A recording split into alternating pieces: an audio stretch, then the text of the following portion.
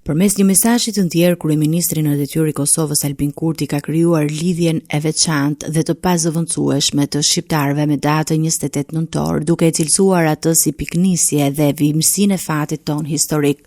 Kjo ditë e 28 e muajit të 11 vërtet ishte një aksident historik i vitit 1443, por një aksident i tillë, i përsëritur me kaq shumë gun përgjatë historisë, do e mos u kthye dhe u bë shenjë e shenjtë e kalendarit ton kombëtar. Duke vijuar rrëfimin historik, Kurti ndali tek 28 nëntori i vitit 1912, kur në Vlorë pavarësinë e shpalli mëdhetësia e Shqipërisë, duke shënuar nëntorin e dytë në kronologjinë ton kombëtare. Kështu nisi rrugtimi i nëntorëve tan, që erdhën e u lidhën si hallka të një zinxhiri të pashkupueshëm, duke shënuar jo vetëm data kalendari, por edhe rrugën e lirisë son, pas shumë shekujsh në 28 nëntor 1912. Ky flamur u ngrit prap në Vlorën e Labërisë, ku u shpall mëdhetësia e Shqipërisë së sotme administrative. Ky ishte nëntori ynë i dytë. Ne po në këtë datë, në vitin 1955, në kullën e Jasharëve, në Prekaz, lindi kryekomandanti i UÇK-s Adem Jashari, njeriu që do të vihej në balë të luftës për lirinë e Kosovës. Po ashtu, me 28 nëntor të vitit 1997, UÇK-ja për herë të parë doli publikisht për t'ia bërë me dije botës se ky popull ishte i gatshëm të bënte çdo flijim dhe nuk mund të hiqte dorë kurrë nga lufta për liri.